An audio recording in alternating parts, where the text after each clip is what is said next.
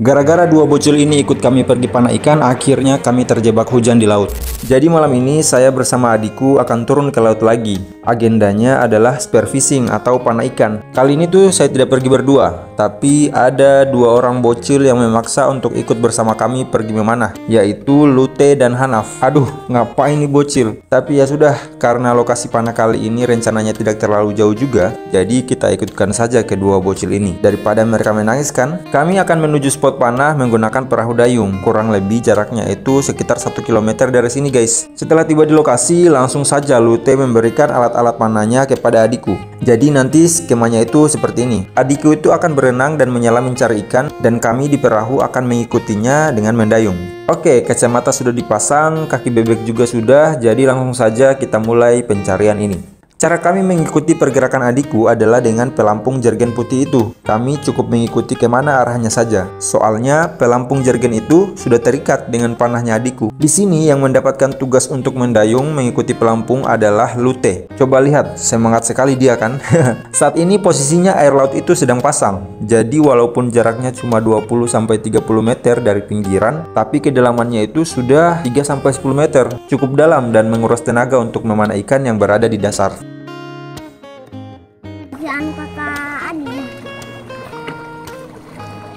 A few moments later.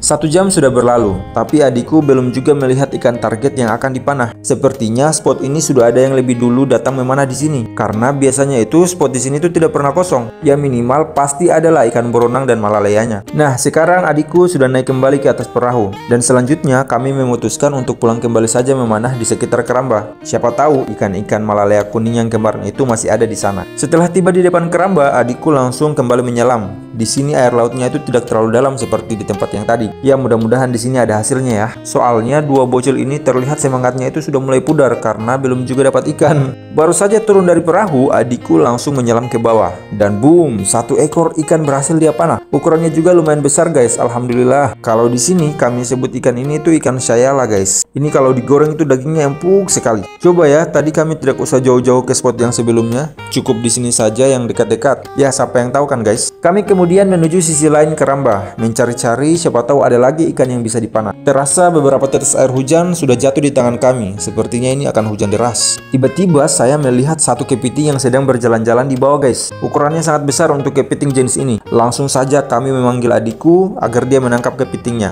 Set. Dengan mudahnya adikku menangkap kepitingnya hanya dengan modal kaos tangan dan tanpa dipanah. Mantap toh? Langsung saja kepitingnya diamankan di atas perahu. Setelah dilepaskan di perahu, kepitingnya malah bergerak ke arah tempat duduk Hanaf.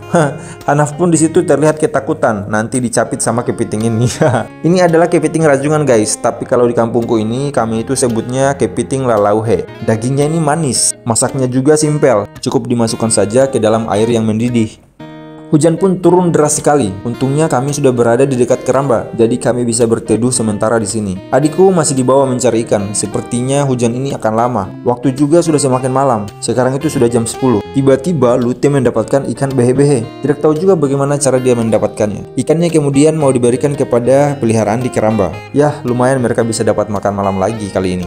Sudah cukup lama berada di sini, hujan tidak kunjung reda, malah semakin deras. Adikku juga sudah naik ke keramba. Dia tidak mendapatkan ikan. Akhirnya kami semua memutuskan pulang saja hujan-hujan. Sebenarnya kasihan juga sama dua bocil ini harus pulang basah-basah. Tapi ya waktu terus berjalan. Sudah hampir tengah malam, kami harus pulang. Sayangnya kami cuma dapat 1 ekor ikan dan 1 ekor kepiting malam ini. Sehingga itu hasilnya kami harus bagi 4. Ikannya untuk Lute dan Hanaf, sementara kepitingnya untuk saya dan adikku. Ya mau bagaimana lagi kan? Sesampainya di rumah, langsung saja saya menyalakan kompor dan memasak air. Kemudian melepaskan kepitingnya ke dalam air ini sampai dia mendidih dan berubah warna menjadi merah. Lumayan kan, dingin-dingin kita makan kepiting yang panas.